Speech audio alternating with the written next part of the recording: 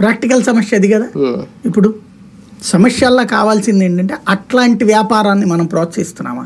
ఇవాళకి కూడా మనం ఒక ఫేస్బుక్లో యూట్యూబ్లో మనం క్రియేట్ చేయలేకపోతున్నాం. ఎవడో చేసిన దాంట్లో మనం ఉంటున్నాం, మనం వినియోగించుకుంటున్నాం. అది మెయిన్. బిజినెస్ అనేటటువంటి దాంట్లో ఎన్ని సెక్షన్స్. ఇప్పుడు ఒకటే ఏంటంటే పబ్లిక్ పర్సెప్షన్కి తగ్గట్టు ఆటోమేటిక్ మార్పులు వస్తాయి. ఇప్పుడు ఇంకా స్విగ్గీలు ఇవన్నీ నా వల్లనే వచ్చినాయి అని చెప్పలేదు దాంట్లో. కాకపోతే అది ఎవరో CEO ఎవరో చెప్పినట్టున్నారు, చంద్రబాబు గారు మంచి బిజినెస్ మ్యాన్, మంచి బిజినెస్ ఇది మంచి ఆలోచన చెప్పారు, దాన్ని బేస్ చేసుకున్నది చూసారు ఆ కంపెనీ కూడా చంద్రబాబు గారి స్ఫూర్తితోనే అని చెప్పేస్తారు. ప్రాక్టికల్ పాయింట్ ఏంటంటే నీ తరహా బిజినెస్ అంటే యువతరాన్ని ప్రోత్సహించి రకరకాలైనటువంటి సెక్టార్ల వైపు తీసుకెళ్ళడం. ఇవాళ కావాల్సింది నన్ను అడిగితే విజన్లో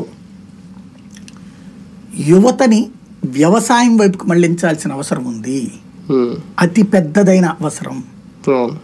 మన దగ్గర ఇప్పటికీ కూడా మాస్ అగ్రికల్చర్ ఉంది తప్పించి క్లాస్ అగ్రికల్చర్ లేదు. ఎందుకంటే పల్లె ప్రాంతాల్లో ఎకరము 2 ఎకరాలు 5 ఎకరాలు ఇట్లా ఉండేటప్పటికి ఆ ఎకరం మీదన మనం ఏం చేసుకోవాలి, ఇంతకుముందు గోధుమ వేసాం, ఈసారి వరి వేసాం, లేకపోతే ఇంకొకటి వేసాం, ఇక్కడే మనం కేంద్రీకృతం అయి ఉంటున్నాం. క్రియేటివిటీ లేదు అగ్రికల్చర్. క్రియేటివ్